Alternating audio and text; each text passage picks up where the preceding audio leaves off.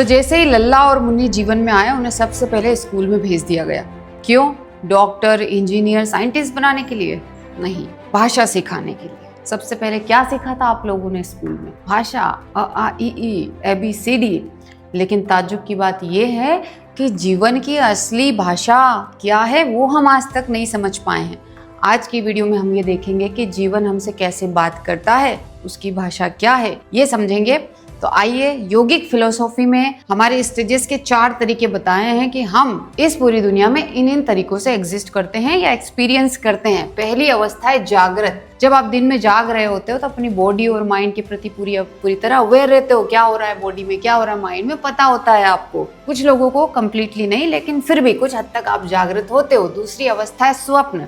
जब आप नींद में होते हो तब आपकी बॉडी तो वर्क नहीं कर रही होती, बॉडी के प्रति आप अवेयर नहीं होते, लेकिन माइंड में अगर कोई ड्रीम आ रहा है तो उसके प्रति आपको अवेयरनेस रहती है। कुछ लोगों को याद रहता है कि उन्हें कैसे सपने आए थे, इसे कहा जाता है स्वप्न। तीसरी अवस्था है सुषुप्ति, जो मैंने आपको समझाई है, डीप स्लीप। ये वो स्थिति है जहाँ पे आपके सेंसेस एक्टिव नहीं रहते हैं, आपका प्राण भी आपके पेरिफेरी सिस्टम में से हट जाता है और हार्ट के सेंटर में आ जाता है। आपकी पूरी बॉडी सिर्फ इतने से भाग से वर्क करते हुए बॉडी की हीलिंग होती है और यहाँ पर आपको कोई डिजायर नहीं होती, इसलिए आप वॉलंटरी इस चीज को कंट्रोल भी नहीं करते। यानी कि आपके बस में इस टाइम पे कुछ होता नहीं है, आप इस स्थिति में चले जाते हो।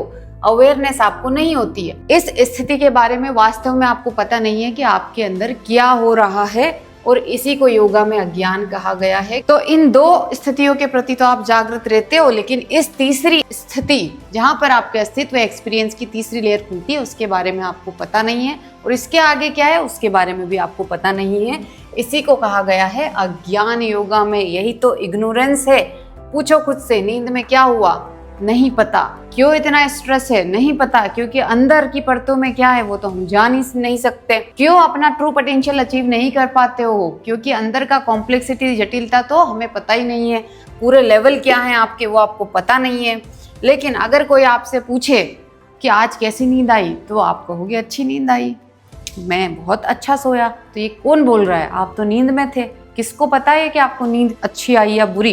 कहते हो आप नींद अच्छी आई, तो जिसको ये पता है कि आपको नींद अच्छी आई वो भी तो आप हो। आपका ही कोई स्वरूप है जो ये बोल रहा है कि आपको नींद अच्छी आई, हालांकि आप तो नींद में थे।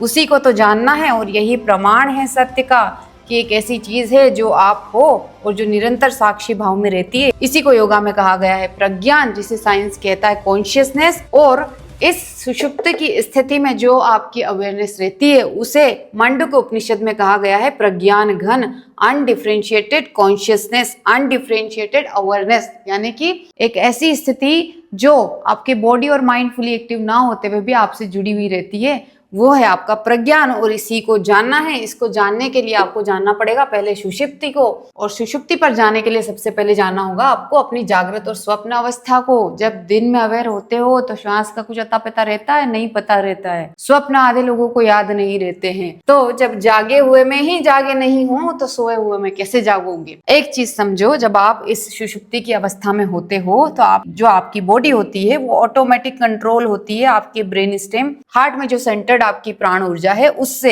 यानी कि आपका पैरासिम्पैथेटिक सिस्टम इस टाइम पे बहुत ज्यादा एक्टिव होता है और सिंपैथेटिक सिस्टम पूरी तरीके से शांत रहता है। तो ये जो ऑटोनॉमिक सिस्टम आपकी बॉडी में है उसके माध्यम से आप इसको जान सकते हो। और आपकी बॉडी का कोई भी ऑटोमेटिक सिस्टम आपके वॉलंटरी कंट्रोल में नहीं होता है, जैसे कि आपकी हार्ट बीट, ये आपके वॉलंटरी कंट्रोल में नहीं है। लेकिन ब्रीदिंग एक ऐसी चीज है जो ऑटोमेटिक तो है लेकिन आपके वॉलंटरी कंट्रोल में है, जो इन चीजों को भी प्रभावित कर सकती है। तो ब्रीदिंग एक रास्ता है। इसलिए मैं कहती हूँ कि स्लीप में जाने का तरीका बदलो। स्लीप में गिरो मत, जागृत होकर जाओ स्लीप में। डीप स्लीप को समझना पड़ेगा आपको जीवन को समझने के लिए। तो इसके लिए एक ब्रीदिंग पैटर्न मैं आपको बता रही हूँ आज यहाँ पर, कि अपने एक्सहेलेशन को ट्वाइस करना। और डीप स्लीप को समझने के लिए पहली बात आपको अपनी डीप स्लीप को बढ़ाना भी होगा और इसमें प्रॉपरली जाना भी होगा। और इसमें जाने के लिए आपको अपनी ब्रीदिंग पर वर्क करना होगा, यानी कि अपनी ब्रीदिंग पर काम करना होगा। और इसके लिए एक टेक्निक जो आप कर सकते हैं, जो कि आपके बॉडी में इमोशनल रेगुलेशन को बढ़ाती है, आपकी ब्रेथ परसेप्शन को कम करती है। जब ब्रेथ परसेप्शन कम होता है तभी आप अपनी डीप स्लीप में जाते हो, ये सिस्टम आपकी बॉडी में एक्टिव होता है। और पैरासिम्पैथेटिक सिस्टम को ऑन टाइम आपको एक्टिव करना पड़ेगा, तब आप स्लीप में अच्छे से जा पाओगे। और आपको इसके लिए ब्रीदिंग अवेयरनेस और ब्रीदिंग को अलाइन करना होगा। इसके लिए एक टेक्निक ये है कि आप अपने एक्सहेलेशन को दुगना कर सकते हो।